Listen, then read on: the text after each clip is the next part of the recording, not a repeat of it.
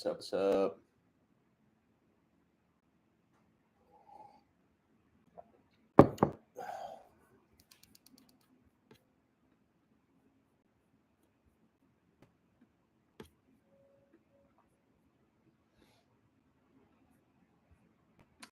What's up? What's up, Bambus, SVK? What's up, Clarence? What's up, Crab? www. What's up, Chibao? Hey, Nicholas. J Hearts. What's up? What's up? Little martial arts lover, haha, says, hey, what's up? No buzzwords. Oh, first question from No Buzzwords. Let's see. Oh, what's up, Bruno? Part-time Jitsu's in the chat, guys. That's Bruno. He's my friend Bruno. He's on Instagram at Part-time Jitsu. Funniest guy on Instagram for the jiu-jitsu memes. Oh, let me move this window down here so I can make eye contact with y'all. Oh, Crab says you train with my coach, Lucas Costa. Yeah, we so our team, no buzzwords. I'll get back to your question about the guard pass in a second, but real quick. So I'm on a team called Victory Submission Grappling. It's like we train solely with the ecological approach, and we train out of a couple different gyms. It's basically like private training sessions, but we train with Lucas Costa quite a bit over at Fightcraft in San Jose. No buzzwords asks favorite way to guard pass. There's like a few different like styles of guard passing, I guess, that I really like. There's like the body lock style passing, which like Nicky Rod really popularized. I mean, like obviously a lot of people do it, but I first like saw like the body lock passing in depth when Nicky Rod was doing it. So basically just getting that like tight waist or whatever and trying to step over the knees and pass half guard. And then I really like that loose passing style too, or like a lot of people call it camping, where you sort of use speed and movement and pressure to get around to the outside, what Danaher calls like the J point, the jeopardy point, like at the hips. And once you get there, you kind of camp and like move around with them and try to get past. So kind of this combination of both I really like, but anything that looks cool on camera. How many martial arts do you do? That question is from Jay Hartz. I do right now just jiu-jitsu, but I did Muay Thai for like probably like 6-7 years, something like that. Pretty long time doing Muay Thai. I'm not very good at Muay Thai. What's up, Clarence? How's your day? My day's good, thank you. How's y'all's day going? Nice Sunday. I'm over here on the West Coast in San Jose, California. So I kind of slept in and I got my coffee right now. It's noon right now. Supalev asks, how long does it take to be a black belt in BJJ? I think the typical answer for that is like about 10 years or so. I've seen people get it much faster. And then actually there's like a list of people who got their black belts like the fastest online, but those are huge exceptions. Kit Dale got his super fast. And if y'all don't know Kit Dale, he's like a big ecological approach guy right now too. But he's been doing that since like day one. But usually I think like the common answer is like 10 years for a BJJ black belt. Would you ever train at B Team from Kevin Garcia? I have trained at B Team. Just for like a few sessions when I was traveling. If anybody doesn't know, it's in some of my videos, but I was like a jiu-jitsu nomad for a couple years, and I was just training kind of all over the world, competing everywhere. So I did train at B Team. It was some hard training. I get these like, I don't know, does anybody, guys, let me know if any of you guys have this issue too, but I get these things, I think they're called ocular migraines, where it hasn't happened very recently, but basically it's like some type of, it doesn't hurt the head or anything, but like vision goes out in one of your eyes. It's called like an ocular migraine. So you basically just go blind. So when one of the sessions I trained at B Team, I got one of those ocular migraines, I think from like dehydration or something. I just went blind in one eye and I trained the rest of the session like that.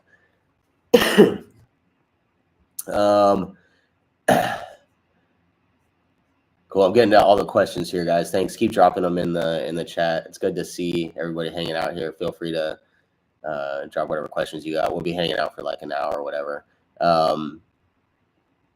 Little martial art Slover, haha, says 0 to 10. What would you rate BJJ? For me, it's a 10 just from like it's the only sport that I've found that like really gets the like endorphins going because you can like work so hard during a training session and just feel great afterwards. For like a self-defense martial art, I think it's incomplete without some type of striking. Yeah, depending on like the surface you're on. We did a video, if you guys want to see it, if you guys haven't seen it already, with Sensei Seth. We did a video. He did a video and asked me to like collaborate with him on it on his channel, Sensei Seth. It's called like Does BJJ Work on Concrete? I think the title might have changed. But we tried BJJ on like concrete, gravel, grass, water, sand. And then I just did, some of y'all probably saw that beach fighting video that I just did where we like trained in this, where I tried to grapple guys and they could hit me. And like a common thing throughout all of that is like BJJ is just kind of like incomplete, I think, without adding striking to it. And we see that in MMA too, right? Like you have to have some kind of striking. So from that perspective, I mean, like BJJ, I would rate lower.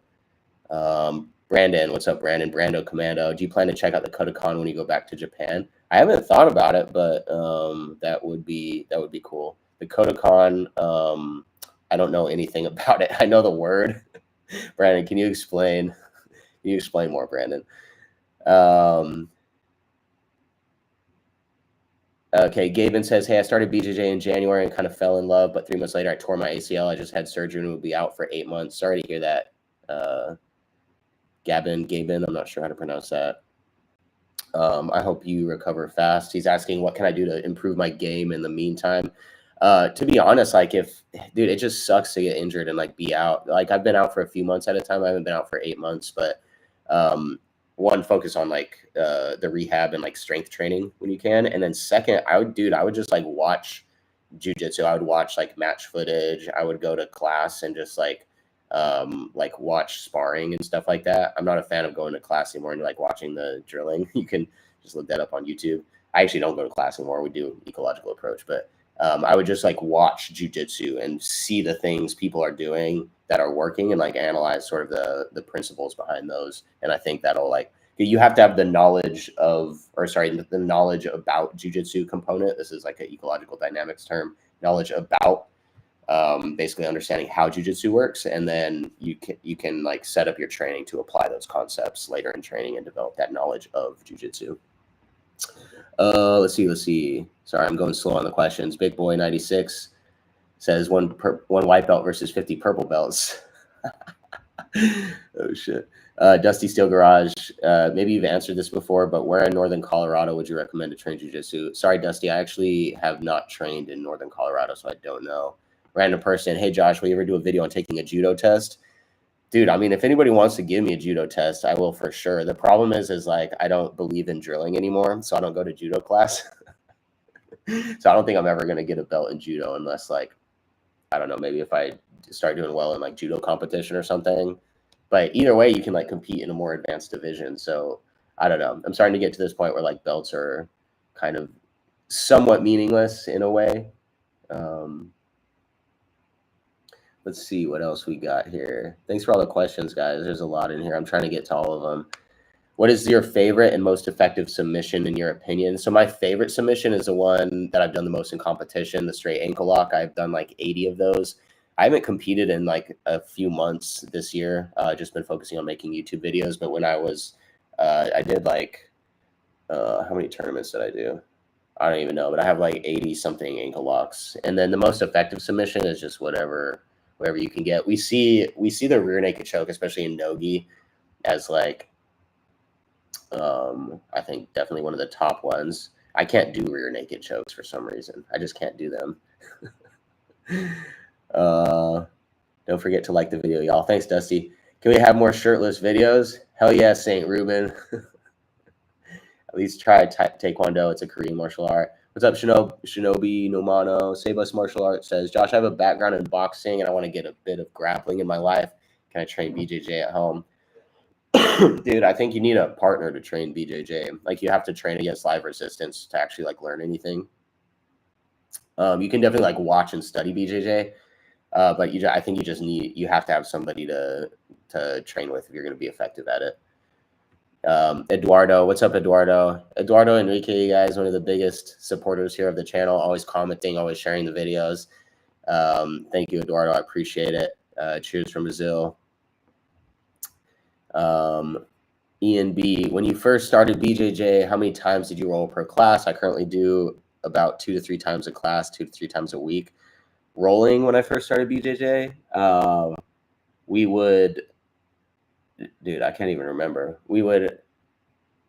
I started again at Kyotera Academy right down the street from me, like a few years ago, like 4.5 years ago, I think. How much were we rolling? We would only roll like probably like the last 15 minutes of class or something. So it's only time for a few rounds. Would you ever, Dave C says, would you ever train in Dagestan? For sure, I would. Dominic Blanco, how do you feel about IBJJF rules? Do you feel they're a bit limited on what we can do? Do you have a favorite rule set for tournaments? Dude, I think the IBJJF is just boring. It's so boring. And I've I say that as like previously one of the most active competitors in IBJJF at the blue belt level. I actually spent like, what was it? I was like number 8 top spender or something for IBJJF entry fees in like 2023, 2024, something like that. So I've done a lot of IBJJF, and it's just like the most boring thing to watch ever. It's just so boring. So boring. It's the most boring sport to watch. And I think because of the rules. I think the secret to making BJJ great is to like incentivizing standing up.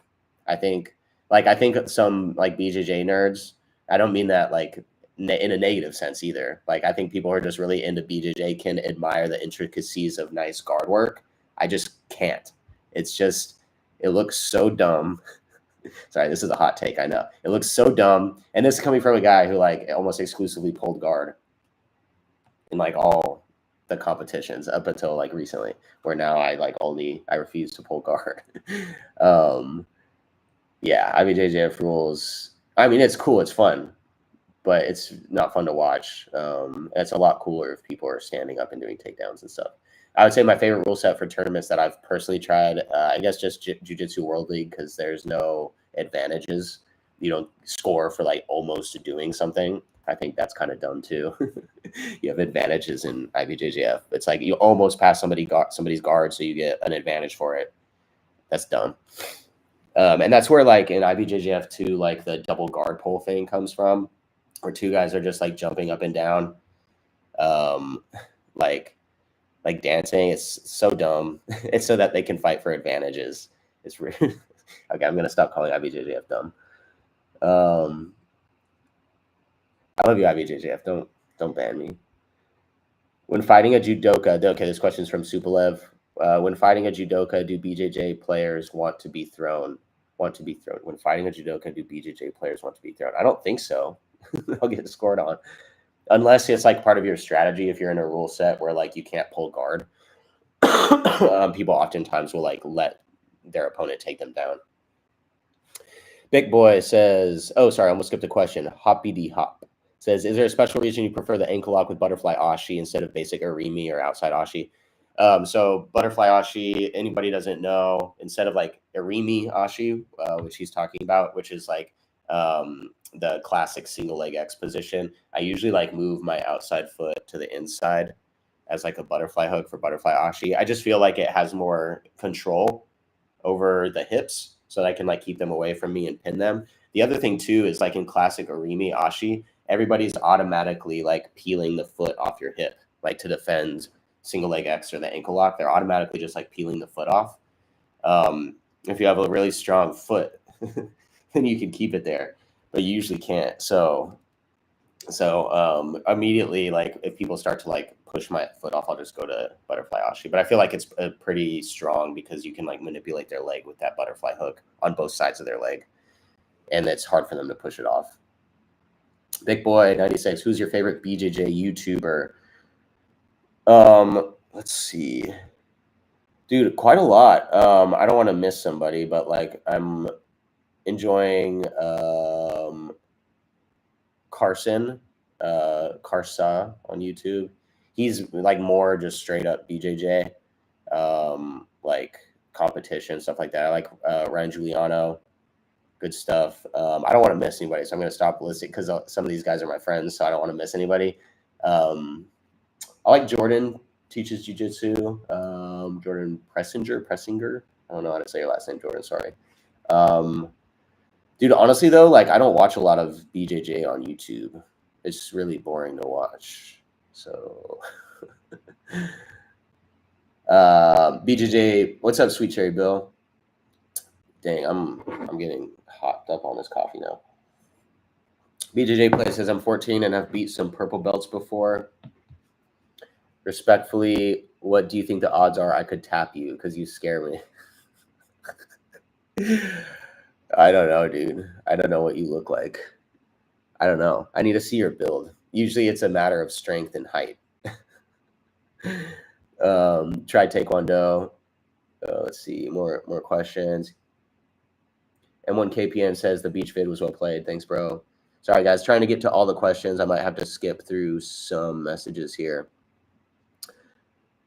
Okay, Whittles, BJJ Blue Belt in the gi here. Started in January 2024. Do you think I should stay away from specializing into my game until purple belt and keep learning a wide range of things? That's a hard thing to say. I don't know. Let's see. Do you think you should specialize before you get more advanced? So I can just tell you my story. So when I started competing at Blue Belt in 2022. I got my Blue Belt, I think, in like a year, and then started competing beginning of 2022 and just competed for like a couple years straight. And what I started doing in every like competition match was just trying to ankle lock everybody because it would work. So like I could just win matches really quickly.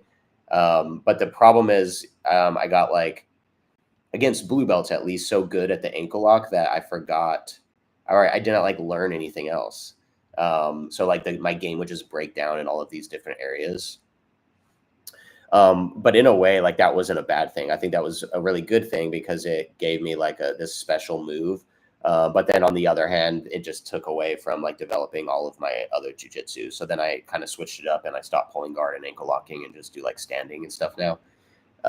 So like, I don't know if you should necessarily stay away from that, but just understand if you're not working on anything else, you're just not going to get good at those things you're not working on. So it's just like whatever you want to do whatever you want to do. Sweet Cherry Bill, what's your favorite throw? Mine is the shoulder throw, Seonagi. It's the only good throw I got. Ooh, my only throw I can do reliably. Oh, I like Kouchi. I'll like try to go for an Ouchi, and if they don't fall, then I'll do a Kouchi. I also really like Ashiguruma and or Harai Goshi, depends on where my leg ends up. Definitely Harai Goshi. Sorry, I pronounce it like a Texan.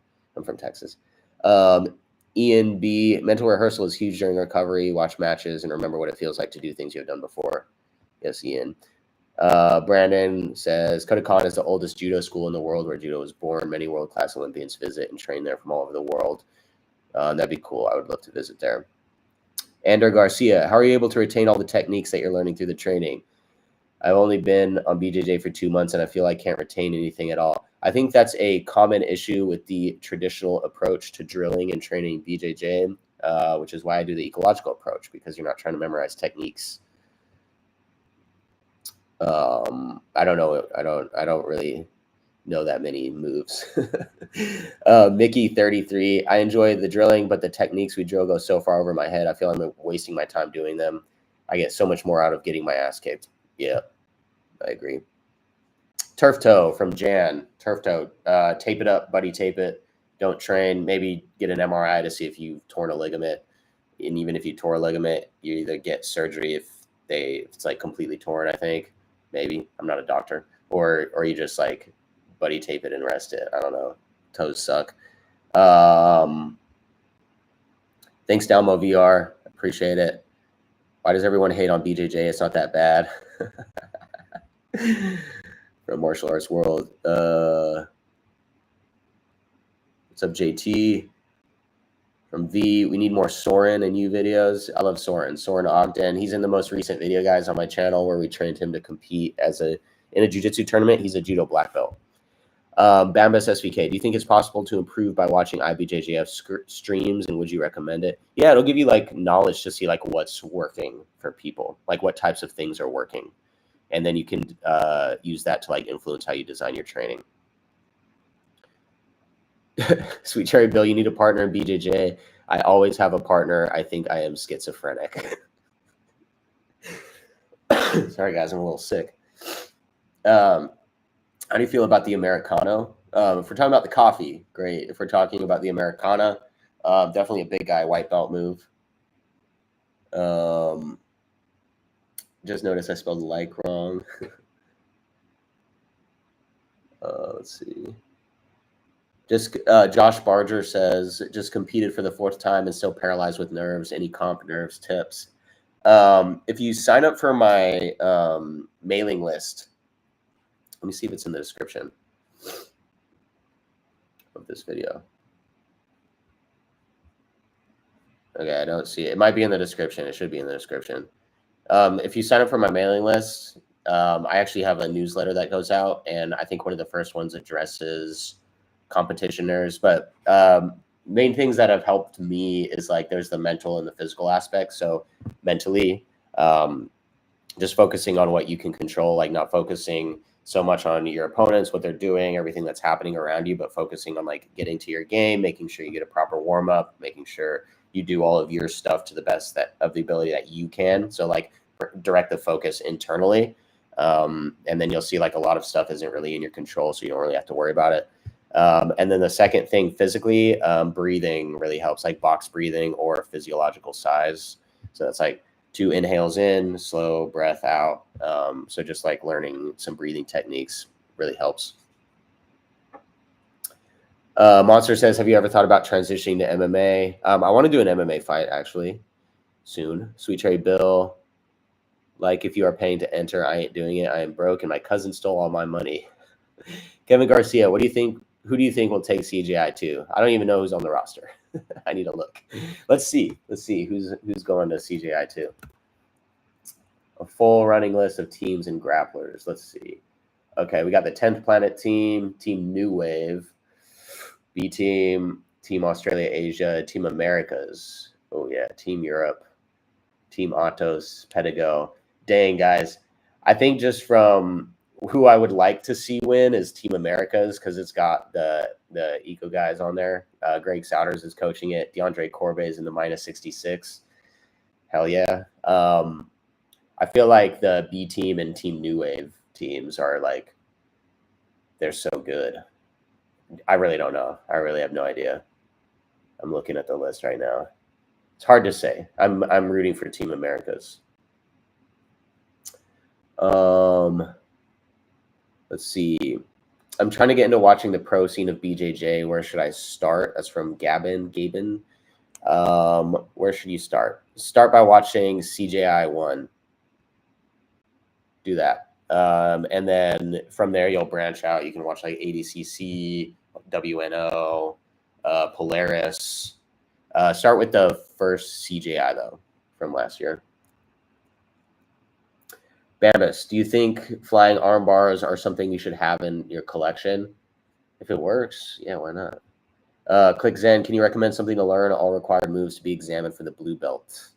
I don't know what those moves are, and I don't think there should be a list of moves. Unfortunately, I cannot. Vladimir, best be a Tov. Not a question, but as a judo practitioner, I really want to thank you for the love you give judo with your videos. Hell yeah, glad you like the judo videos. Thanks, Vladimir. King Perk, if you were to ever train a different martial art, what would it be and why? Samba, because that looks cool as shit. Wasim Elatabi, average wrestling versus average BJJ, who wins? In a wrestling rule set, wrestler. In a BJJ rule set, probably the wrestler. I'm just kidding. The wrestler would stand a good chance, unless they got a, yeah, I don't know. Wrestlers do pretty good at BJJ. Ooh, let's see. Dang, lots of questions here. Let me try to get these. Let's see. What's up, Daniel Cuddle? Best way to get better at grip fighting, do grip fighting games against live resistance. In Nogi, for example, a good game is to like fight for a circle around your partner's body, or like an underhook or a Russian tie. Like you can kind of fight whatever you want, but you have to play like these grip fighting games against live resistance. You can make it whatever you want. Like it could be you're fighting for a bunch of different types of connections. It could be as simple as you're fighting to just get a 2-on-1 on somebody's wrist or something like that. Supalev, in a street fight, can a BJJ player just sit like the enemy gonna do, like what the enemy gonna do, get closer? It's a fair point, Supalev. Soulfisk, what do you think of the Gracie propaganda? The Gracie combative stuff, I think, is bullshit. I get a lot of like comments on my videos from people who do like Gracie self-defense jiu-jitsu. I don't think any of those guys compete. I think they're all full of shit and think they can do jiu-jitsu, but they actually can't because they don't actually try to do jiu-jitsu. I said it. I said what I said. Bambus SVK, in one of your videos, you mentioned a tattoo. It was on the wrist, I believe, with a deep meaning. Yeah, I've got Memento Mori, Memento Vivere. Bar prize. Hey, man, I started judo after winning a trip to the Paris Olympics. Nice, dude. Love your content. Hope for more judo content. Thanks, bud. Hope you enjoy judo. Juju B, no question, Josh. You just wanted to compliment how hot you are. Love your content. Let's go. Let's go. Hear that, guys? Thank you. I appreciate that. Oh, I'm a little sick. Is it good to start MMA at 15? I don't know. It could be. Sorry, I don't have a good answer to that question. I haven't really trained that much MMA, so I'm not really sure. Dalmo VR, in your opinion, what is the most effective way of becoming a really good fighter? MMA, judo, etc. Training against live resistance as often as possible. Brandon Fullerton, I enjoy your judo vids. I've done judo for 13 years, also Scottish champion, so good to see people make vids about how technical and hard the sport really is. Thank you, Brandon. Appreciate it. That's awesome. Dang, judo for 13 years, Scottish champion. Hell yeah. Do you think revival improvement? Do you think BJJ is effective once pressure tested against strikers? Yeah, for sure. I think as long as BJJ relies on like closing the distance, that's the main thing. If you can like close distance on a striker, that's the main thing. Because the way to not get hit is to either be really far away or really close, right? I mean, you can still like take elbows and stuff, like short strikes, if you've closed that distance. But BJJ, if you're able to like close the distance against like, especially somebody who doesn't know how to grapple, right? And it's just striking, I think that's when it's really powerful. But the key is to like be able to close that distance. And then that all changes depending on what surface you're on. DJ Hops, now that you've combined your training with judo and BJJ, what do you feel is a better art for self-defense? I would say judo, better for self-defense because it teaches you how to control from the standing position. Yep. And then the problem though with judo is that they don't really train off their backs a lot. They go belly down to avoid getting pinned. But I think in like self-defense scenarios, you need to be able to like know how to fight off your back. So I think that's a big hole that would be missing if you only train judo. Yeah, I mean, you might still be able to like figure out how to like get up and stuff like that. But I think there's some use in like knowing how to use a guard defensively for like a self-defense scenario. That being said, it's not like I've been in street fights and stuff, but that's just from, testing BJJ in various scenarios. X Ruben says, how would a first BJJ session go? Y'all are probably going to like warm up for 10 minutes and then drill for like 30 minutes and then roll for a few minutes. That's probably how it's going to go. Sweet Cherry Bill, how long can you hold your breath? I don't know. I don't want to try right now. I'm kind of sick. Dave C, not a question, but please do more travel vlogs.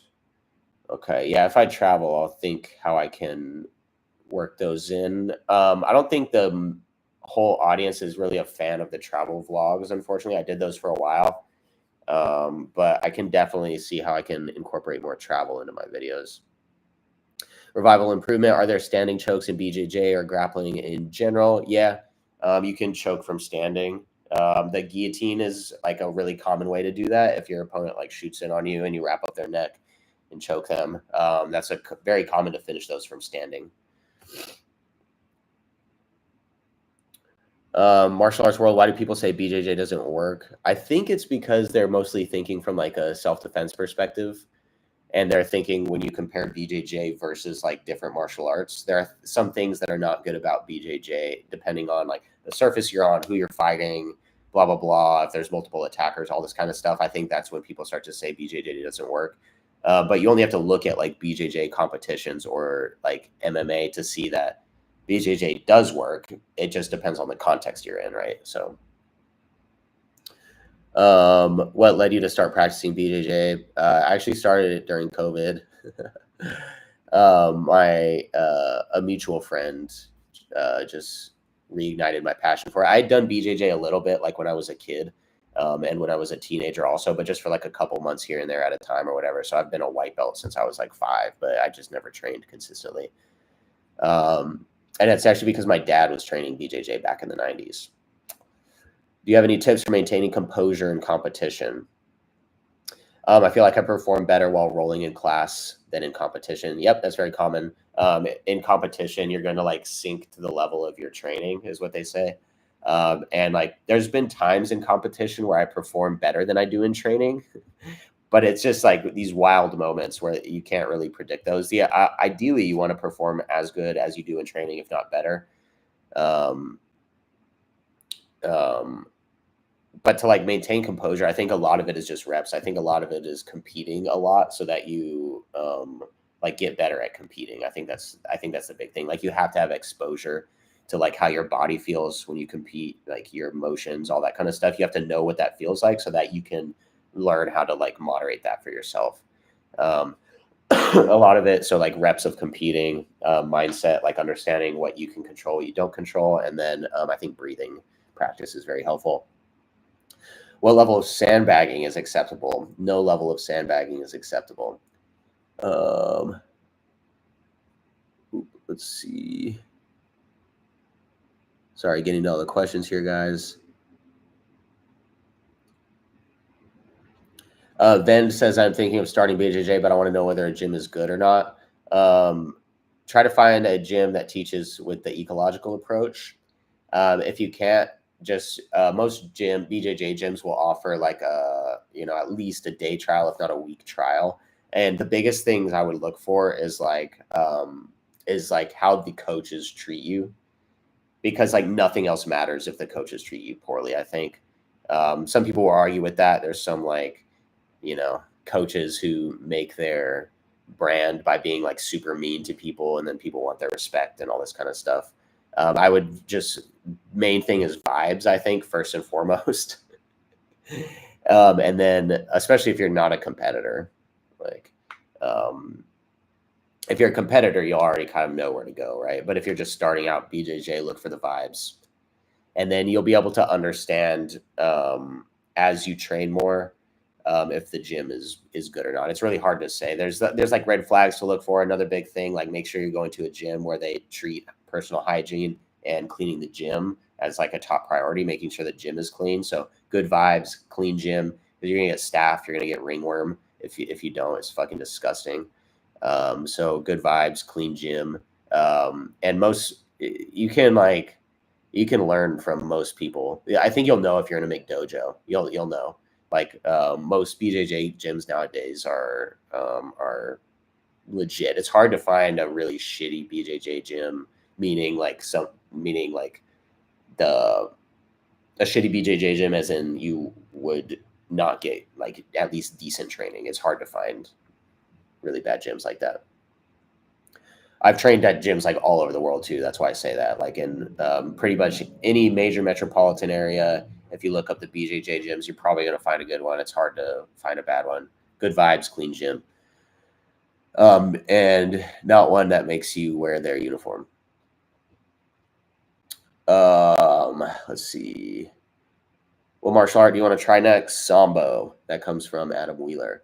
Other says, oh, damn, a lot of people haven't done BJJ. That's crazy. Wasim Elatabi. How big do you think an untrained man would have to be how big an untrained man would have to be to beat you? I think probably 250 pounds.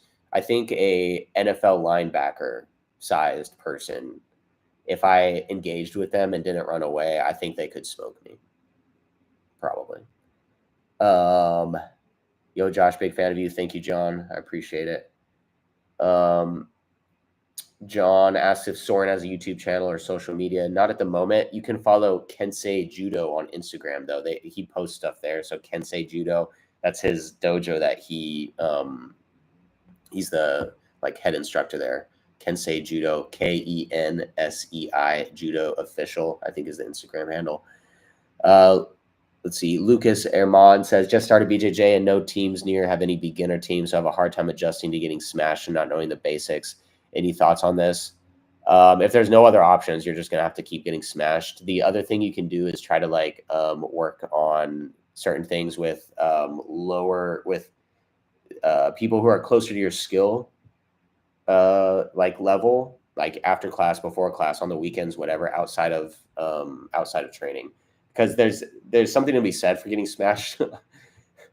But like the way to like learn how to do things is to be able to have like progressive success on people. So like being able to do something on people who are less skilled than you first, right? Just generally less skilled, right? So like if I'm a purple belt and I'm working on new stuff, it's super helpful to just try it on white belts. And then try to do them on progressively, more skilled people is super helpful. How much is rent in San Jose? Asked by the wandering judoka. It depends. If you look online, let's actually see. I'm not going to say my rent, but if I look up on Google, San Jose average rent. Oh dang.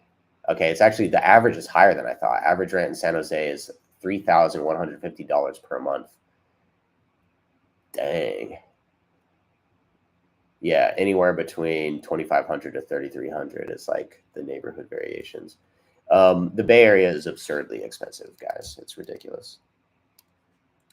I'm 24. Is it too late to start BJJ? This comes from KB. I have a blue belt karate. No, it's not too late to start BJJ unless like you're gonna actually hurt yourself trying to do it. I mean, you're gonna hurt yourself, but I mean, if you're like 80 and you're gonna break your hip, maybe don't. But no, 24, this common question, that's definitely not too late to start BJJ. I started again at like 28, I think, or something. Adam Wheeler, 100 jiu-jitsu guys versus a gorilla. Who wins? Gorilla for sure. Those jiu-jitsu guys will just be sitting down.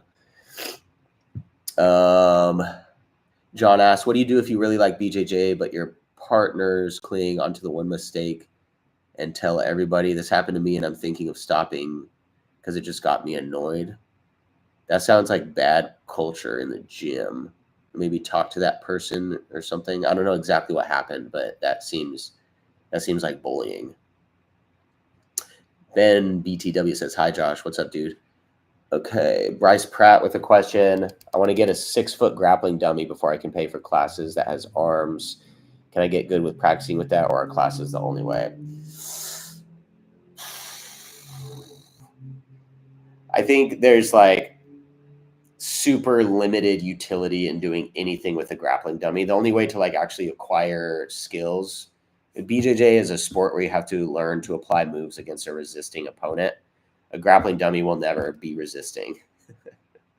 So like maybe there's something to be said for like some like being able to learn to move your body and like understanding some mechanics of stuff. But like grappling with a dummy isn't going to teach you how to do jiu-jitsu against people. It's going to like give you some knowledge about like mechanically how things work, and probably in the same way that like develop like your movement and coordination in some kind of way, in the same way that like gymnastics would, or like rock climbing would, things like that. You're learning new movement patterns, but all of this stuff, in order to actually develop skill, you have to do it against resistant opponents. So like I think there's like super limited utility. I would pass on the grappling dummy personally.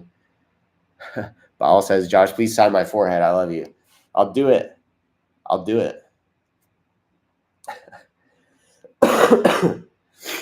Let's see. Skipping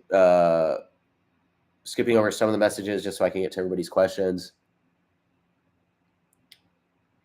Let's see. How often do you respond to the email thingy? So I have an email list that I got a bunch of questions from those. I've been working uh, with a business partner, I guess. What do you say? We're developing like the email list. So I got a bunch of like replies to the newsletters and stuff. And I just have to go through those and like reply to everybody. Um, yeah, I got a lot of stuff I'm doing, and I'm trying to make sure I can get to the emails and reply to everybody. If you guys sign up to my email list, it should be in this description. But I will definitely be replying to everybody. It's just a lot of emails. Speaking of that, I'll be starting a community very soon, which will be sort of like this, but it'll be like a private community. And it'll be a place to discuss like ecological approach training, like on a video call with everybody. So everybody will be able to be on video. It'll be like a private thing. And then also like doing Q&As. It'll be like probably like an hour per week or something. I'll drop the link in the chat in a second if you guys want to join on the wait list. We haven't figured out the pricing yet or anything like that. But that'll be, if you guys join the community, that'll be a good way to like get answers to stuff sooner rather than later. It's hard to, I try to respond to all like the Instagram DMs and emails and stuff. But I think the community will be a cool place for that. So I'll drop the link. Actually, I'll drop the link in the chat right now. Let's see. Let's see.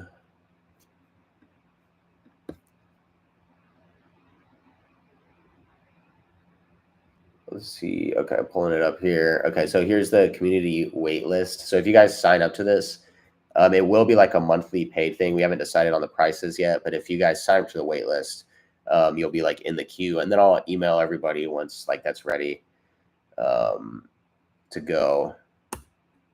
Can I pin this? Pin message. Here we go. Okay, so it's the pinned message. That's the community wait list. If you guys want to sign up, it'll be a Q&A. So it'll be like a once weekly, like an hour per week session where we all get together on a video call. So you guys would be able to be on video, or not if you don't want to be on video, right? But it'll be like a Zoom call or something like that, where we can all discuss primarily ecological approach training or just training in general, and then second, a Q&A, kind of like we're doing now, but everybody will be able to like participate. So if you want to sign up on the wait list, that's the pinned message right there. If you guys want to sign up, again, we haven't decided pricing. It would be like a monthly thing, but anybody who's like signs up through this link will get like the early bird pricing for the lifetime of the community membership. So it'll be cheaper. Prices will go up later. Let's see. All right, getting back to the questions. Let's see. Okay, yeah. So Bambus SVK, I hope that answers your question. I'm trying to get to all the emails to respond to all the emails. Do you have advice for someone who wants to get into BJJ but has a pre-existing wrist injury that prevents mobility and putting weight on it?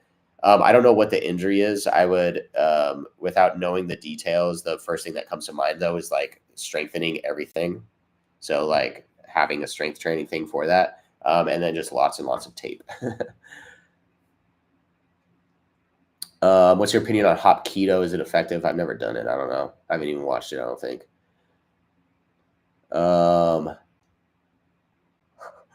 Do you see a difference in yourself with and without your beard? I've had a beard since 2014 when I got out of the Army. So I don't even know what I look like now without a beard. Can I learn wrestling alone? That's from El Zathritar. In a very limited capacity. You're not going to be able to do anything against resistant opponents like that. What do you think of the Charles Oliveira loss? I don't really know anything about MMA, but that was a crazy knockout. That was insane. What does the first competition feel like? From Ben BTW. My first competition felt like just like a bunch of adrenaline. Yeah, just a lot of adrenaline. And then I think a common thing is like not only a lot of adrenaline, but when you get out onto the mat, like you get way more tired way more quickly than you think you will. And it feels very weird. It feels like you start moving through mud and like your grips start to give out and all this stuff. That gets better over time. I think it's an exception if you don't feel that in your first competition like this, just extreme tiredness. Have you ever done boxing or kickboxing from Saketh and C? Yeah, I did Muay Thai for like 6-7 years, something like that.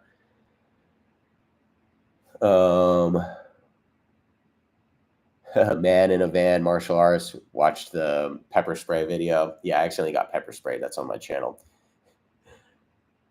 Frederick Clark says, is my level of sandbagging okay? Hell yeah, Freddie.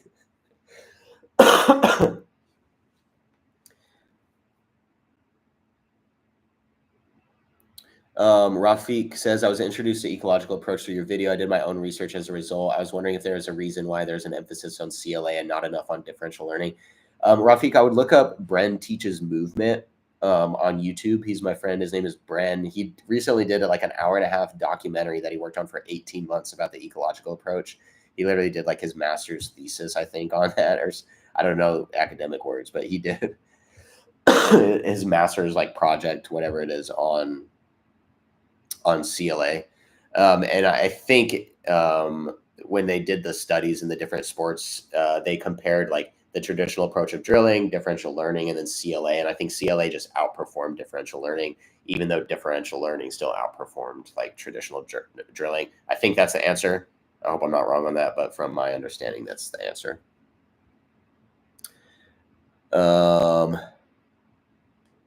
Phenomenal asks which one is better, judo or kickboxing. Just depends on what you want to learn how to do. I think that's totally a personal preference. Depends on what your goals are. What diet did you follow at the beginning? You had a pretty big transformation, man. That's from Man in a Van Martial Arts. To lose a bunch of weight, I went from, if you guys watch my video, Martial Arts Saved Me from Addiction, I was like 210, 215 pounds during COVID. I lost a bunch of weight and started competing. I'm like 165 right now. My diet at the beginning was like basically if it fit my calories. So I would be eating like Chick-fil-A, sushi, anything really if it fit like my calorie deficit. But now it's like primarily like whole foods, also the grocery store Whole Foods, but whole foods that are whole, that like a lot of like steak, Greek yogurt, fruit, ground beef, chicken. I eat white rice every once in a while, veggies. I followed like the animal-based diet for a while. Not anymore though. Have you ever trained in the UK? This comes from Septic. Yes, sir. I have. Have you rolled with Tyler Spangler? No. Gustav Fisher, do you got rich from YouTube? Nope, I got poor. Let's see. Let's see. Thanks, Nenny, I think. How long should it take to get a blue belt if you train 6 times a week? I would say like 1 to 2 years if you are actively learning. V Volan, what's up, dude?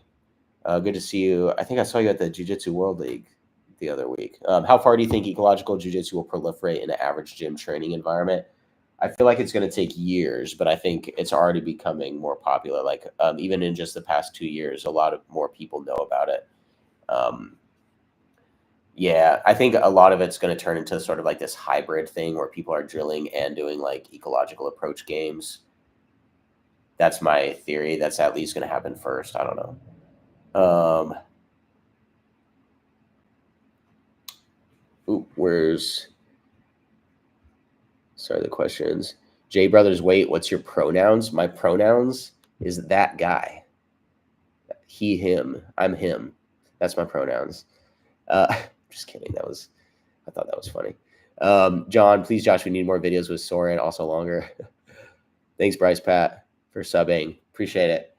Superlev, what's your thoughts on Systema? I've seen it. It looks kind of goofy. Sensei Seth has done 2 good videos on it. You guys should go watch his Sensei Seth's Systema videos. Marco Hernandez, thank you for the super chat, dude. $1.99.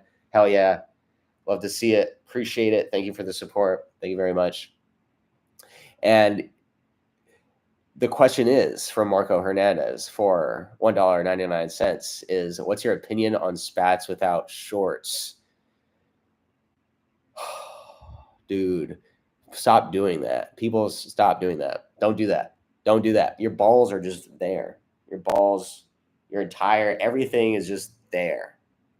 Don't do it. Like, I can't imagine putting on spats and going to the gym and expecting anybody to roll with me.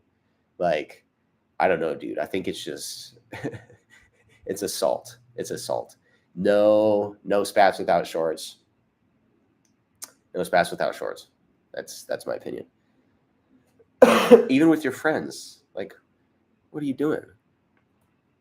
Thank you, Marco. for the super chat. David Martinez, what's your favorite judo technique? I love Harai Goshi. I think I said it right. And Ashiguruma. I gotta go. Martial Arts World says I gotta go. It's nice to meet you. Thanks for joining the chat, Martial Arts World. Never thought I would talk to one of my favorite YouTubers. Hell yeah. Love to hear it. And absolutely happy to answer your questions. Plus Cool says, did you deal with a lot of soreness after starting in BJJ? I'm 24 and just started doing judo, but soreness kind of kills me. Yeah, I think that's to be expected. Your body just has to adapt to it. I hear a lot of stories of like tendonitis and stuff. So not only muscle soreness, but the connective tissues, so like tendons and ligaments and all that stuff starts to get super sore. I think that's common. Just like if you start to feel like way too sore, like take a break, take a couple of days off, because that stuff, that stuff can cause a lot of problems. V Volan says, how do you feel about the ecological approach in judo? Have you found it to be easier or harder to incorporate than in jiu-jitsu? Yeah, I think so. We do standing as a part of every single training session. So that's like a mix of wrestling and judo. We do mostly like no-gi now. So a lot of it is like more wrestling based. But there's like so much crossover between the sports, right? As far as like throws and everything. It was hard at first to incorporate. Yeah, it's hard because like I'm not that good at judo. So it's hard to like know how to like formulate these games that we do, but we have found a lot that have had some like success and everything. But I think this is like a common thing that's difficult for people is understanding like judo's in the gi specifically. How do we design games for that? But it has been harder to figure out how to do that because I'm much better comparatively in jiu-jitsu than I am in judo. So it's just like hard to figure out how to design those games. Wondering, Judoka, are you planning on owning a BJJ gym in the future? Maybe, not right now. My business right now is YouTube. Like, that's where all my time and energy goes. If I'm not filming videos, I'm sitting here editing videos or doing lives, hanging out with you guys. So it's all about YouTube right now. And I just wouldn't have the time to devote to a gym as like a business right now. John says, I want to do 1 year of BJJ and then focus fully on judo and be a professional judo player. Maybe do a little BJJ on the side for ground game. Do you think this is a good idea? Yeah. Yeah, why not? It sounds fun.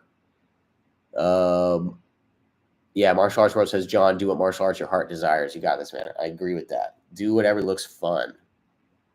Andre all day. What's up, homie? Guys, Andre is in the chat. Timothy Chalamet. You just called me that. Andre's in the chat, you guys. We actually did a video together, me and Andre. So Andre is currently a white belt in BJJ. He came to me with no training whatsoever, and he was like, and we asked him if he wanted to compete, and he let us train him in like how many days was it? 40 something days, I think, for a competition, which was insane. Like Andre is the man. That's crazy. Andre's also been like a huge supporter of the channel, OG supporter since we met. So I appreciate that. Andre's a beast. If you guys haven't seen the video, just go to my channel. I think we trained a stranger to compete in 40 something days or whatever, but that's the video with Andre. So yeah, Andre is a G.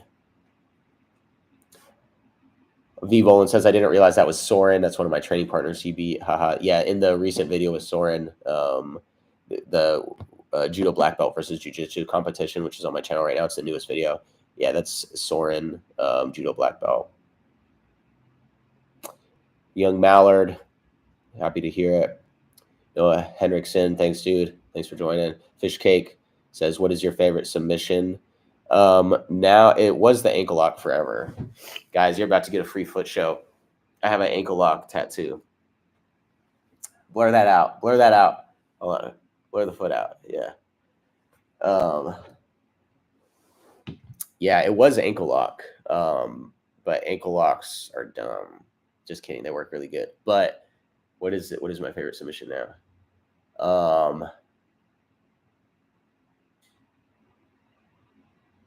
What is my favorite submission? I can't really do that many submissions.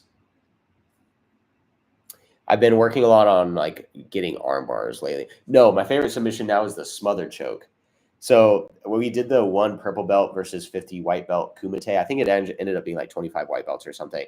But we allowed smothers. So if you can like spread somebody out on their stomach and then just like cover their face with your hands, boom, insta tap.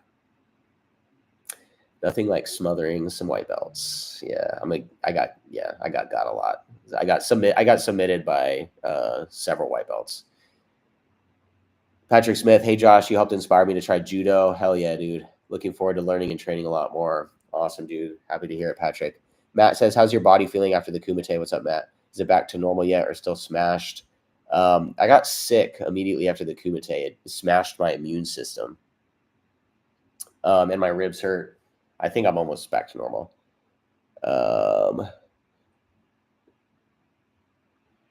Crow ran only 33 watching. Yeah. I'm extremely grateful for all 37 of you now. Thank you.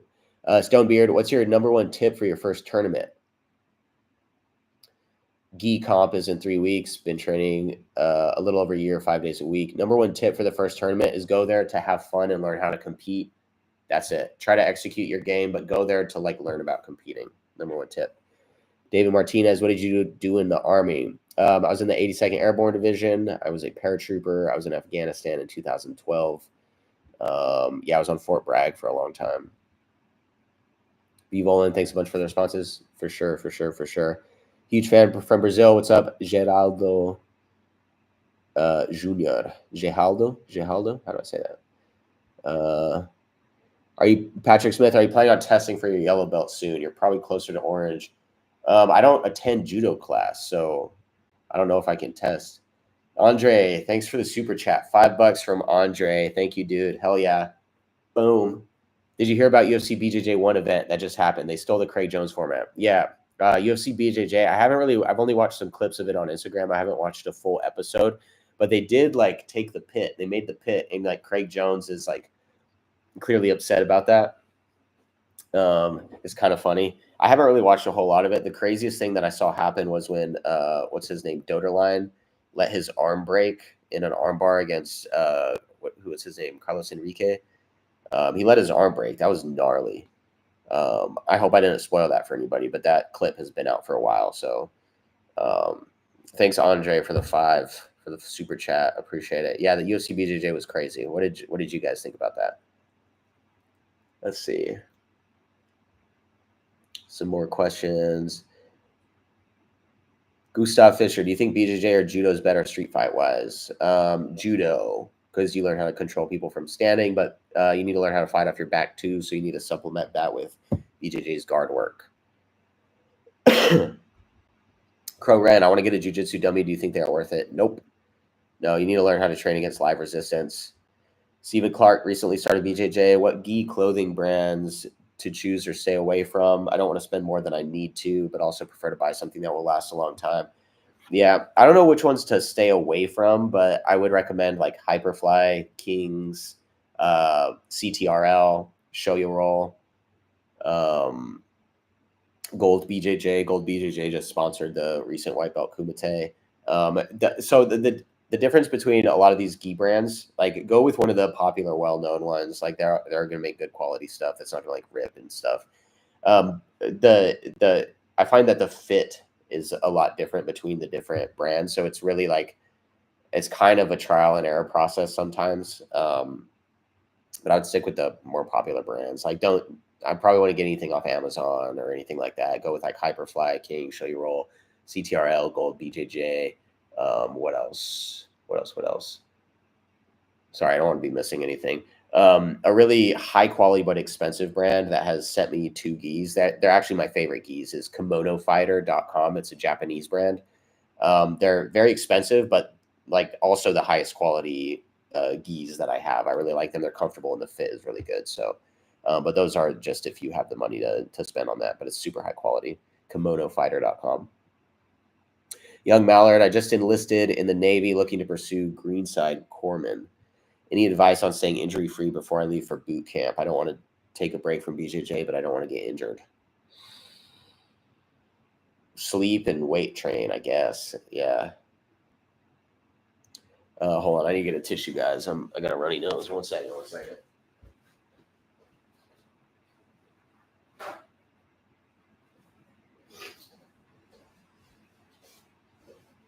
All right, I'm back. Okay. Volin, is there something you're eco or eco adjacent that you're working on adding into your training? Just wondering what the latest on your eco learning journey is. We've been playing a lot with like way more like specific scenarios. I think before we were like really overthinking how we're designing games and stuff. Like, oh, what about this? What about that? Like all these 1,000 different options, blah blah blah. But I think really a lot of it can be as simple as just like seeing in a live role what is an issue you're having trying to do something and just like trying to do that thing in a constrained game. I think it's a lot more simple than people and me were making it. And so that's one thing is just like, it doesn't have to be that complicated and like stop overthinking about it. Like doing all the 1,000, what about this? What about that? Like, it just doesn't fucking matter. Just get what you can out of each like scenario that you're training in.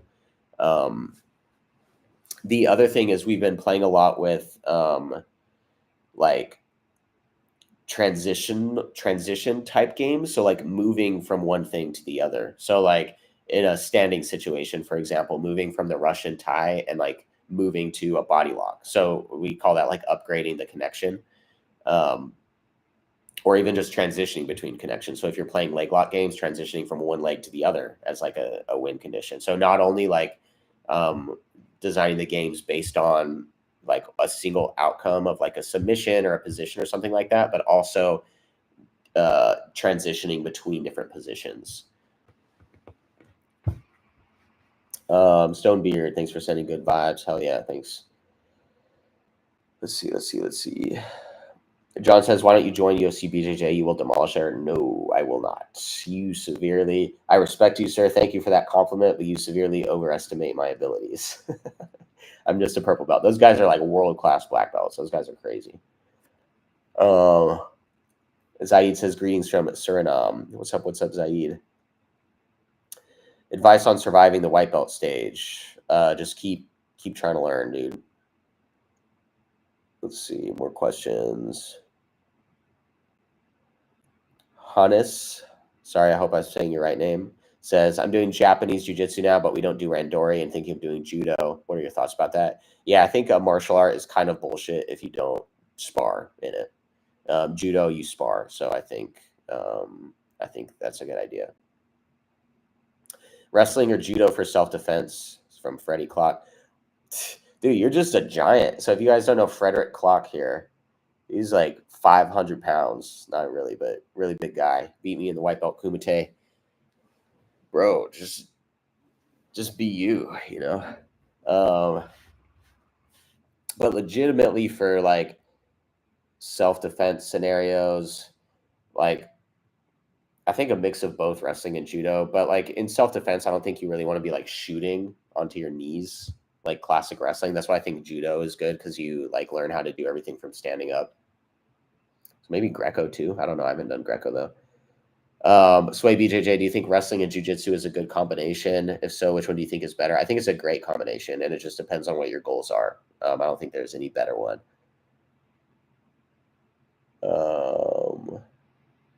Lil Miss Martial Arts Lover says, I love BJJ. Nice. Sway BJJ. Plus, do you think setting up your takedowns through grips is better, just taking a naked shot? Would feints also be good? Whatever gets you the takedown. People do all of the above. A lot of the, like, a prerequisite to like getting to a takedown is like getting the limbs and the head out of the way so that you can close distance and make a connection. And you can do that through grip fighting, or you can do it with like one shot, like a blast double. People do that. People faint. Not faint as in like pass out, but like faint shots, fake things. All of the above works. Oh yeah, David, former Marine Corps infantry, playing judo for 20 years now. That's awesome, dude. Thanks for the invite. Alejandro says, what actually is eco training and what's the difference from drilling? So the whole so it's all based on ecological dynamics, which is a new science of motor learning. which replaces like how people used to think how we develop skills, which was through like rote drilling. But they've studied that now recently, and it turns out like static drilling isn't the optimal way to like learn things. So, but from a practical sense, it's like it sort of answers the question of how we like develop skill. So I think most people have had this sense that like you're learning the most when you're actually rolling. But the problem is if you're like sparring against full resistance, so many different things can happen. And so like you're learning new things, but you don't always have the opportunity to learn the new things in the rolling, in the live resistance. So what the constraints-led approach does, the ecological approach, is basically limits the scenarios that you're doing the live resistance in to very specific things so that you can develop those skills and iterate quickly on them. That's the most like practical sense of what that means. It's always against live resistance, and then you're just putting constraints on what you're doing. A lot of people ask like, what's the difference between that and situational sparring? No difference. Situational sparring is just a certain type of constraint. Like oftentimes with situational sparring or positional sparring, you'll start from like a certain position and have some goal like sweep or submit, and oftentimes people will be trying to like spam the move that they just drilled. But you don't have to just train like that. You can set up any kind of scenarios you want to do. Cool. V Volan says he's been going down the same route of simplifying. Yeah, for sure. Snow Playa phase transition games are super hot now. I think because Cal mentioned it as an area BJJ coaches were missing. Super awesome. Nice, nice. Snow Playa, what do you mean by phase transition? What do you mean by that term? What's up, Moxlin? V Volan says Greg also used something called non-optimized games where you have to transition X times before getting to your scoring position. Yeah. Figuring out how to move between positions and then doing something. Hey, J Law says, hey, brother, I'm in the military and I do our combatives program quite often. How well do you think it would translate to competition? I did Army combatives. I think I was level 1 certified. That's it. So just like the grappling. I don't think it's really going to translate to jiu-jitsu competition that much at all. If it is like what it was back in the day when I was in the Army. I would go to an actual jiu-jitsu gym maybe. I don't know what your training looks like or anything, but do you prefer gi or no gi? Right now, no gi just because of the grips. Snow Playa, is there a particular prompt or affordance that you find yourself using a lot across a variety of situations? I'm kind of crazy about getting behind the knee right now. Interesting. Yeah, for standing, like get under or behind the elbows is a big one. That works for, yeah. I really like under or behind the elbows for standing. I really like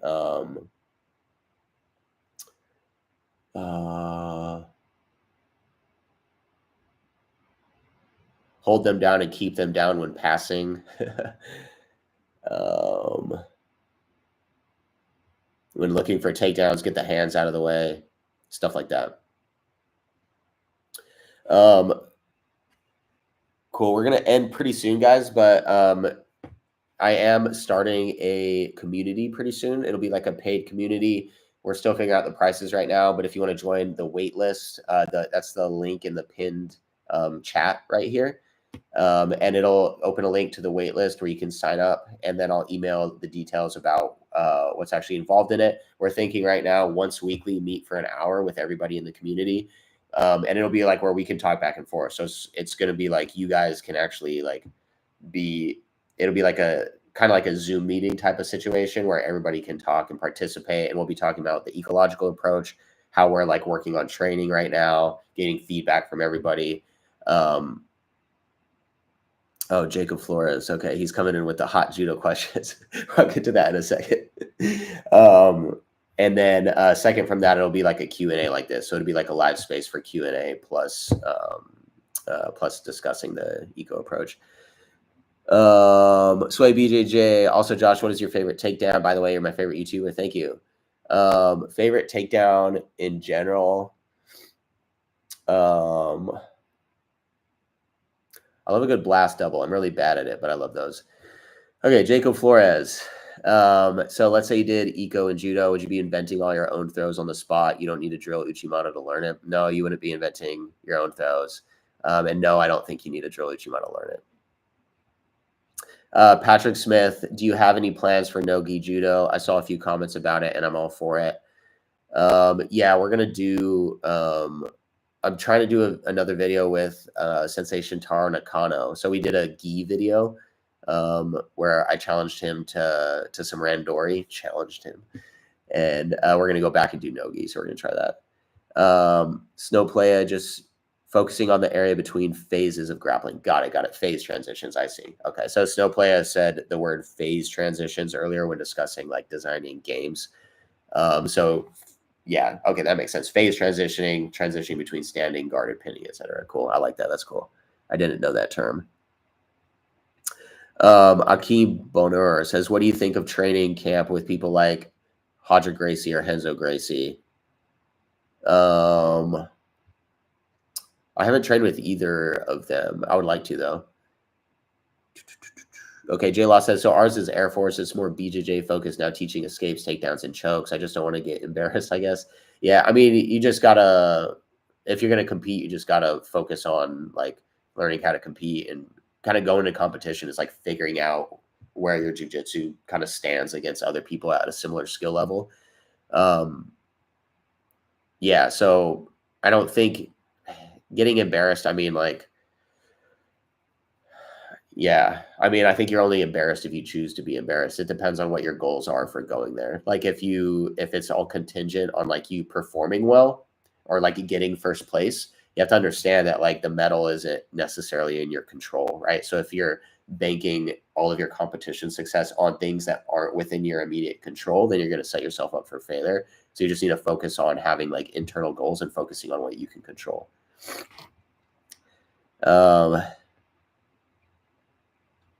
Notes from the path. Why did the blue belt cross the gym to get to the blue belt side?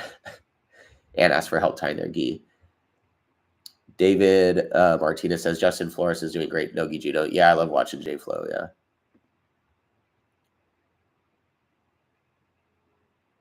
Okay, Snow Playa coming in hot. What are the important preconditions for the uchi? What are the most important concepts? What's the general mechanic? Just focus on those and the uchi will get learned. Yeah. I don't think so. Here's the thing. I think people like think in the ecological approach that we're pretending like throws don't exist. But the thing is like drilling a thing is not the same as like doing it in live resistance. It's just not. And I don't know why people think it is. It's just not. You look at people drilling something versus like doing it in live resistance. It's just never the same. It's not the same thing. And I don't think we pretend like these moves don't exist or something. Like you can clearly like stereotype an Uchimata by looking at a match and saying, okay, that's an Uchimata. You're not trying to invent any throws. You're not trying to like pretend nothing exists. But what you don't do is just like drill a rote thing thinking that you'll be able to execute it in a live sparring situation. That's not how it works. Like what you do instead is like design a constrained scenario where you have certain goals of like basically what Snow Play is saying, like what are the preconditions for the uchi? So like positioning, you're trying to use your leg to lift one of their legs and throw them over your hip. You're trying to attach, in some cases, their upper body to your upper body, things like that. So you design the scenarios in that way. And you can also design them where there's dilemmas. Like oftentimes an Uchimata doesn't happen in isolation, right? You can see this by watching competition matches. It's usually some sort of dilemma between like, I guess, different types of things. So a common way it occurs is there's a dilemma between like throwing them to their back or throwing them forward, right? So you can add like task focuses of trying to trip them backwards and also trying to throw them forwards. So I think that's how you design those training situations. And I think I think it's a straw man. That's why I'm being a little bit like a little bit however I'm being right now, because there's these straw man arguments for this. It's like, we're not pretending moves don't exist. We're not saying make shit up. The stuff obviously exists. It's just straw man arguments. It's stupid logic. It doesn't make any sense. Do some research. It's not that hard, guys. I'm not that smart. I can do the research too. You can do the research. But anyway, yeah. Okay, so player says exactly. Yeah. This judo guy says, what belt are you in judo right now? White belt. Yeah, hell yeah. Yeah. Cool. Cool. Yeah, guys, keep dropping the questions. I'm gonna blow my nose real quick. We still got some time in the chat. I'm gonna go over here though and blow my nose. 1 second.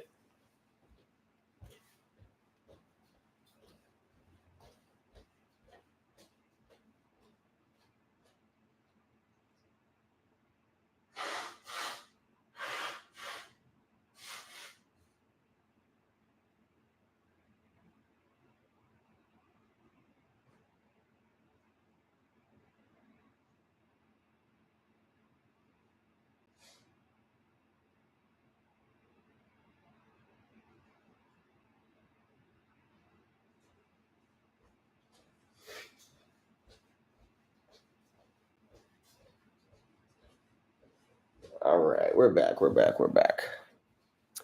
This judo guy says, do you plan to grade at judo? I don't have any plans for that right now. I don't go to judo class, so I don't know anybody who's gonna actually give me a belt. Not saying I deserve a belt either, but I know that the judo system of grading is it's very particular. So also, by the way, like with all this ecological approach stuff, I think the other thing is like people conflate, like it's like this thing of this is the way we've always done it, and if you're not a black belt, then shut up. So there's also that component too. It's like you're not allowed to talk about these things if you're lower ranking, which I think is bullshit. Yeah, I just think that's total bullshit. Being good at the sport doesn't make you a good coach, and it doesn't mean you know like about motor learning. It doesn't. Like you just because you're good at judo doesn't mean you're a good coach. That's what I think. And I think even if you're not good at the thing, you can be a good coach at the thing, or you can know about how to like learn sports and motor learning. Jack Does Game says, what is your height and weight? 5'8", 165. What is that in centimeters? 172 centimeters, 165 pounds in kilograms. That's 74.8 kilograms.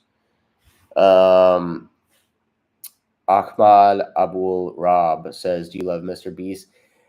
I learn a lot from watching Mr. Beast's videos, but I can't like, and I like a lot of them, and this is no shade on Mr. Beast, but the style of like retention editing that's used in a lot of the videos, I just like, I can't watch it. It's like, it's too much going on at once. My brain is like, what just happened? So like, obviously he's like the top YouTuber ever. But like, I personally, like I enjoy some of the videos. Some of them I just, I can't watch them. There's too much going on. Hannes Paco says, are you planning like doing something like Sensei Seth did for his video to get a higher belt in judo? I mean, if I ever like grade for judo, like if somebody is willing to like test me for a judo belt. Oops, sorry guys, I'm a little bit sick. I would probably make a video about it. Guys, feel free to like drop questions in the chat. I'll be here for another little bit, just hanging out. What is this? Hold on, I got some. Sorry, I got some funny texts. Let's see. Alejandro, would a professional BJJ competitor make stable income just from competing? I think you have to be like at the top level in the sport to do that, because you look at like, I think most BJJ competitors are making their money selling instructionals and doing seminars. And then every once in a while, if they win like a huge competition, they get like a relatively small payday, unless it was like CJI where like Nicky Rod got $1 million. The way that like as a full-time jiu-jitsu athlete, quote unquote, those are air quotes, my way of making income is through YouTube, right? So people do it in different ways. I think the traditional approach to making income as a BJJ competitor is to like own and teach at a gym, teach privates, teach seminars. I think seminars are big money makers. And then instructionals. The thing about instructionals though is that market, I think, is there's a lot going on in that market right now, and some people are at the top of it, like the Danaher and Gordon instructionals and stuff like that. But I don't think, it doesn't appear that like you can make money as a BJJ athlete solely by competing. Like I don't think anybody's really doing that unless they're winning huge competitions. Notes from The Path Oh, Brian says more judo videos. Yep, more judo videos will come. Notes from the past says, could a master in another martial art other than BJJ take down a BJJ master? Like take down? Or like beat? I mean, anything's possible. Anybody can beat anybody. I don't think there's like a complete martial art that like solves for everything. Dave Martinez, you practice any standing arm locks? I haven't, no. Some of the like stuff they bring in from Aikido is actually kind of works. Like some people have like done like standing wrist locks and stuff to me. They kind of catch you by surprise. I just think it's really hard to meet all the preconditions for like getting a good arm lock on somebody from standing. If anything, if you are able to apply enough like pressure, there's so much room to like move while you're standing that you can kind of like wiggle out of it. So you can like use the braking pressure, I think, to like move people and get them to do things. But I think it's really hard to finish like standing arm locks. Patrick Smith, you prefer gi or no gi? No gi right now, just because like the joints, it's so much easier on the joints and it looks a lot cooler on videos. Arya Mod says, hi Josh, have you had any knee injuries? Yeah, I've had I've sprained my MCL before. So the ligament on like the inside, this side of my knee. That's the inside. Sorry, I'm a little sick. Yeah, and the rehab for that is like stabilization exercises. A big one is like wall sits. So like isometric exercises. David Martinez says, I'm decent at judo and I'm an excellent coach. I believe you, David. I'm not saying you're not. Let me back up too. I'm not claiming that anybody who is good at judo is automatically like a bad coach. All I'm saying is like in the eco approach, I think being good at judo is not a prerequisite for being a good coach. It's actually being good at judo is not sufficient to be a good coach. I think that's what I'm saying. Being good at judo or any sport is not sufficient to be a good coach at it. Coaching is a separate discipline. Brian, thoughts on Tanya Toshi spam? I'm going to break somebody's knee like that. John Hill says, do Kozen judo. Yeah, that's actually one thing I've been wanting to try because like in Kozen judo, if I understand correctly, you can essentially pull guard, which is cool.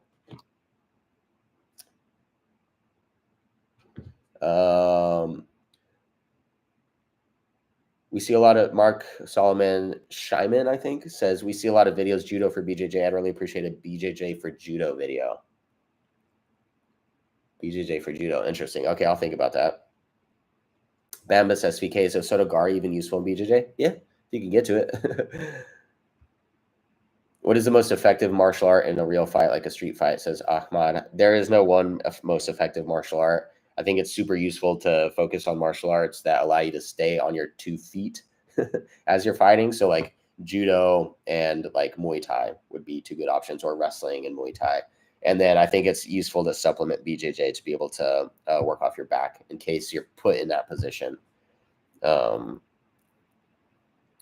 Niels Van Holst. Hi, dude. I'm 6'9", 230 pounds. I have like no fighting experience. What is your advice to start for self-defense? What's to focus on? Go to a Muay Thai gym or an MMA gym. Alejandro, how big and different do you think the sport will be in the next few years? I think it's growing hugely because of CJI mainly. And then second, UFC BJJ is trying to like, I guess, bring BJJ to a more mainstream audience via the UFC channels, right? So I think that'll be helpful. I think it's growing for sure. David Martinez says seminars and online instructionals haven't been very helpful for me. Gotcha. What's most helpful for you, David? Do you like running an academy or what? Dakin, sorry if I'm pronouncing your name wrong. Dakin, worst injury you've gotten and how?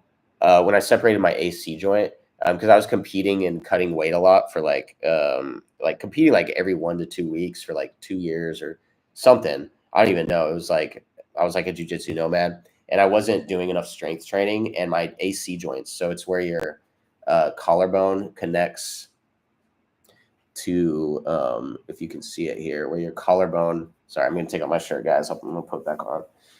Free show. It's where I showed on this side, where your collarbone connects to your shoulder, basically right here. There's a ligament. And if you can see these bumps here on both, that's because I've separated both AC joints. The worst one was like a grade 2 separation on this side. It was at the LA Open, IBJJF LA Open. I won my first 2 matches, got to the final in the 3rd match, and then the last 5 seconds of that match, I tried to I was down on points, so I tried to dive over his guard to win the match, and I just landed right on my shoulder and separated my AC joint. It only took a couple months to get back to training from, but it took a while to recover, and I had to do a lot of strength training, a lot of rehab. They're basically 100% now, but then recently I injured my SC joint, which is the one that connects to the sternum, the sternoclavicular joint here, which is on just the opposite side, and that kind of popped out a little bit. But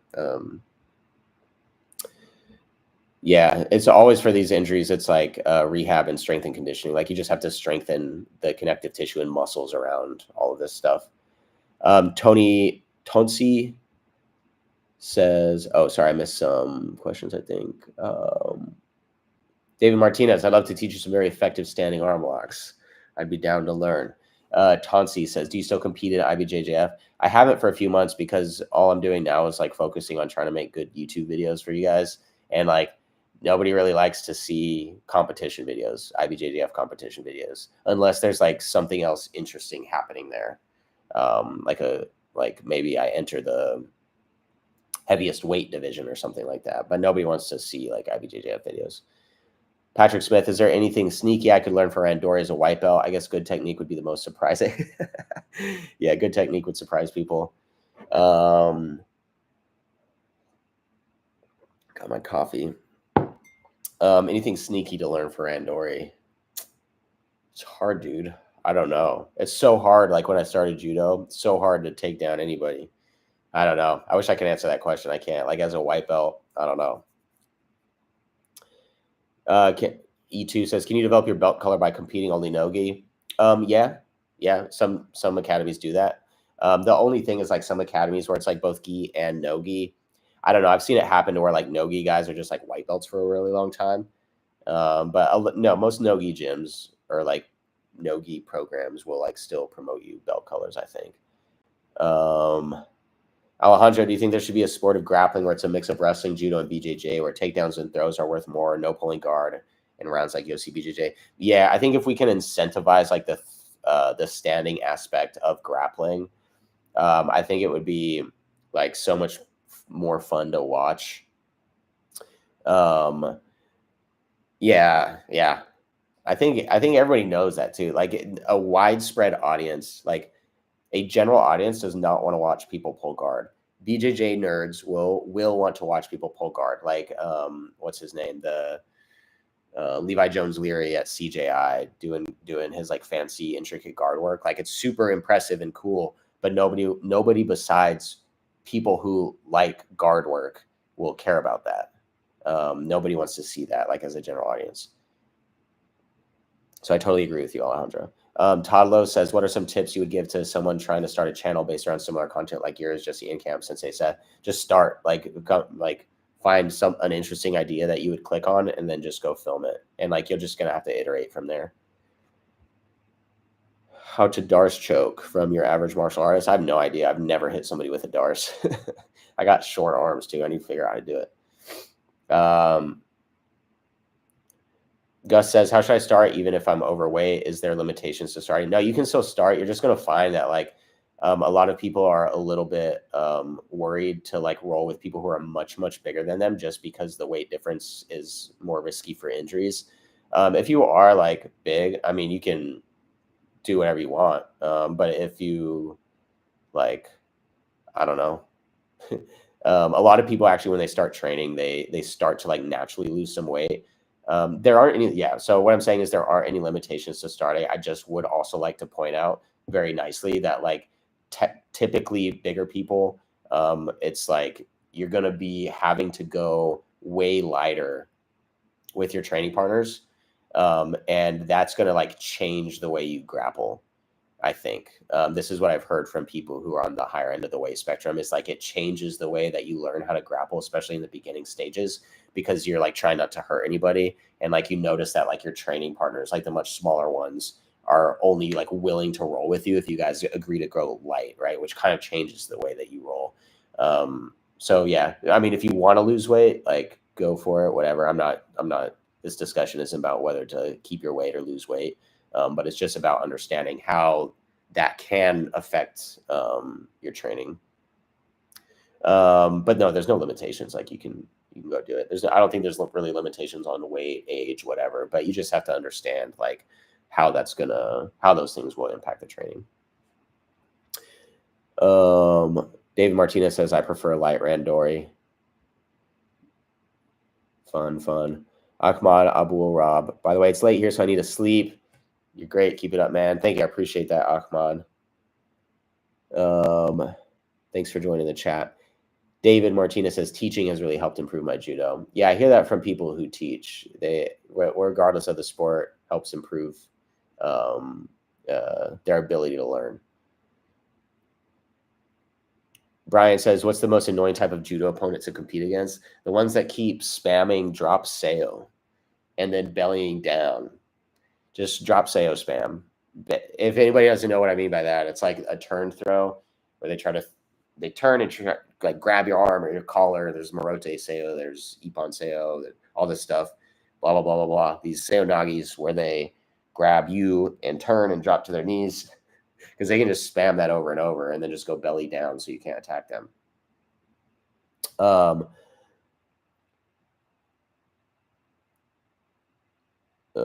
Mr. 256, you know Tyler Spangler? I do. I've talked with him a bit, but we have not trained together. I would like to train with Tyler. That'd be fun. Boom. Let's see. Dakin says you can and probably should keep it anonymous, but are there some very popular Insta, TikTok, YouTube personalities that seem to always give incorrect info?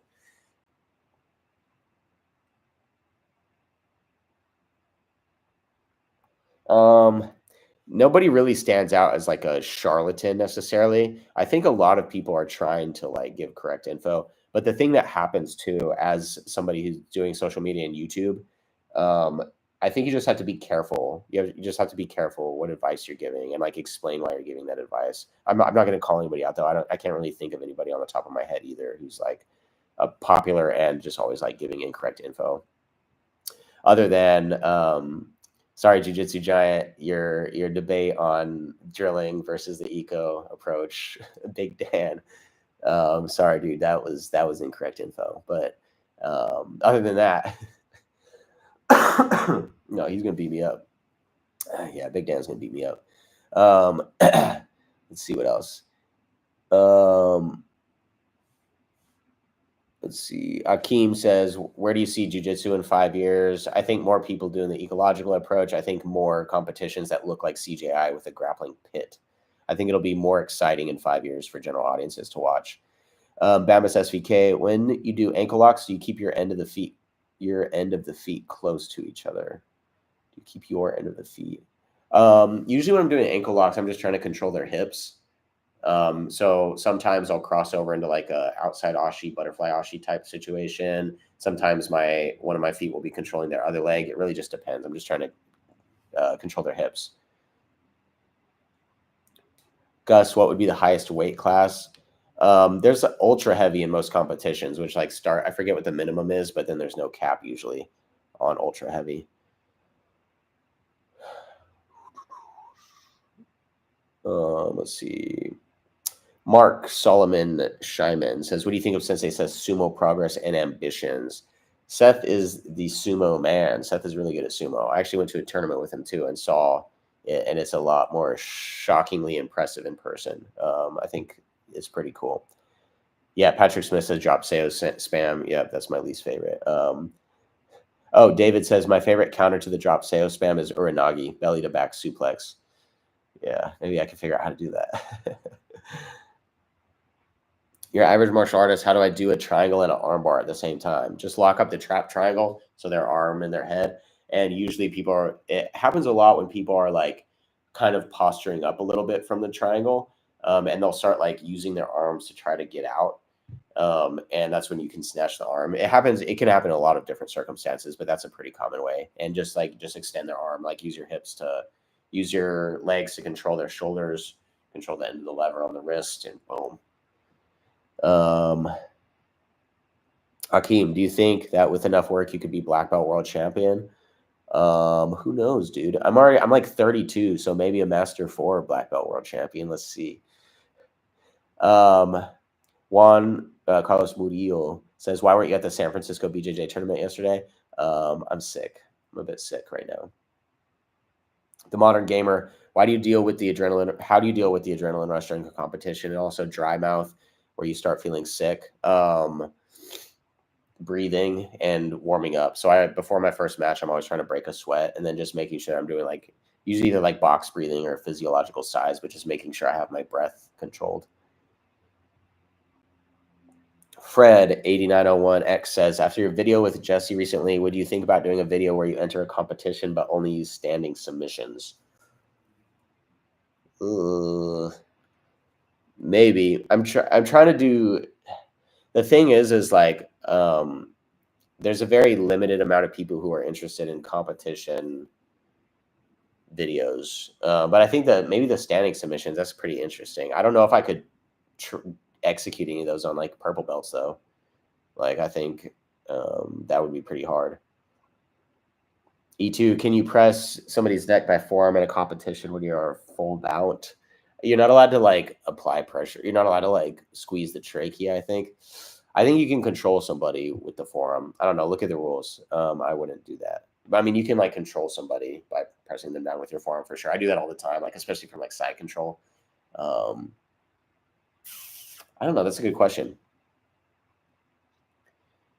By the way, guys, just one more plug again. So we've got a pinned chat message there with a landing page for my community that we're going to be creating, where it'll be meeting once a week for an hour, basically on like a video call. So like a Zoom call, sort of like that. And where it'll be kind of focused on two things, training discussions, like the ecological approach. We can all like share our findings and discuss training, and then also just like a general Q&A. So we haven't figured out the pricing yet, but if you do want to sign up for the wait list, the link is in the pinned message in the chat. And whoever signs up to this wait list will lock in the early bird pricing for the lifetime of their membership. So it's going to be cheaper if you sign up early. But this is just a wait list for now. If you are interested in it, just sign up for the wait list, and then I'll send out an email with details. And then, of course, you can decide if you actually want to join the community or not. But I think it'll be fun. That way we can all just like discuss these questions, not in person, but like on a video call, and also discuss training. Let's see. Brian says, should BJJ give more points for takedowns? I think that'd be cool. Yeah. If you gave more takedown points, I think that would incentivize people, or at least remove the 3-second pin requirement after the takedown. I don't know about removing the 3-second pin requirement. That's a good question. I would have to think about that. I don't know. What do you think? Patrick says, what does your schedule look like? I'm guessing you're pretty busy with training different martial arts and YouTube. Yeah. I train like, I do like 5 BJJ training sessions per week, and then 2 weightlifting sessions. And then I do hill sprints once per week. So that's like a total of like 8 sort of training sessions between BJJ, strength and conditioning, and like cardio. And then when I'm not doing that, I'm either out filming, traveling, or editing videos. Like I work every day,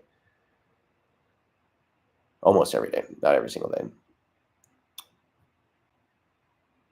What gym do you train at?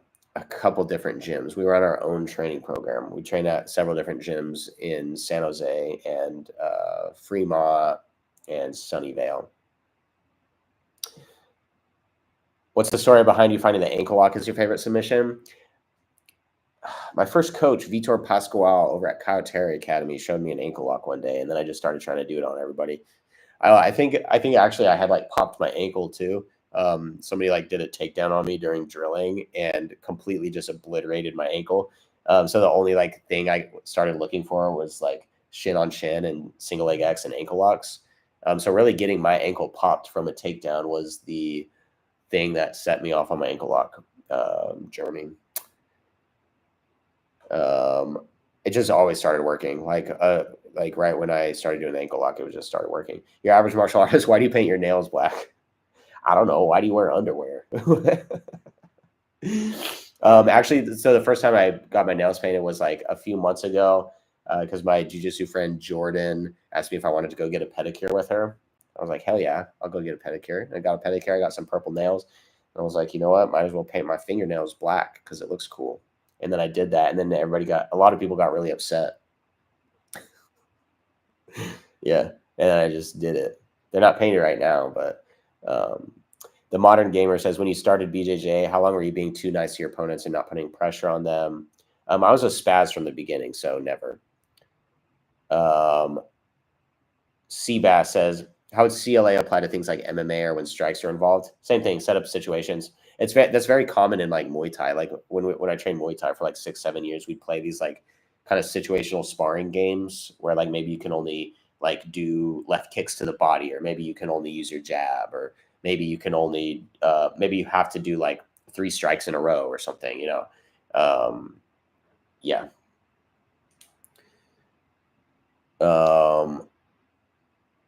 Jake Doe, would you do a video on a day of the life for a junior judoka or BJJ athlete? It would be interesting to see, give your thoughts and do behind the scenes on what it takes to compete at a high level. Potentially, I'll keep that in mind. I don't know if that topic's going to hit for a wider audience, but it does sound like a cool idea. I would love to make all the videos, but I have to just be very like sort of picky on what videos I'm making now. Devil's Advocate says, love your videos. Thank you. Level 10 GAT and BJJ. That's from Little Miss Martial Artist Lover. What do you, Patrick Smith says, what do you do when you lift? Is it a split or full body workout? It's a 2-day split now. So it's like a push day and a pull day. I do it at Victory Submission Strength here in San Jose. So Victory Submission Strength on Instagram. You can also get remote BJJ programming. I've been with them for like years at this point, since I started BJJ. Right now, like I'll have a push and a pull day. So like pull-ups and deadlifts, and then like bench press and squats. And then I'll have like some accessory exercises, like work on my neck, do pull-ups, do overhead squats, overhead press, like stuff like that. But the core of it is like a push and pull day.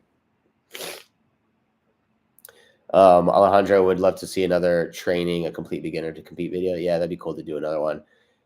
Pierre Maiden says, do you think judo helps BJJ, or that BJJ helps your judo better? I think judo helped my BJJ better because now I can do takedowns. BJJ didn't really help me that much in judo unless we were doing like specific newaza rounds, like the ground rounds. And it would help me on the ground, but like it also helped me like have a decent base when I'm standing up and stuff like that. But nothing really translated that much over from my BJJ to the judo that I can think of, other than like, yeah, not that much.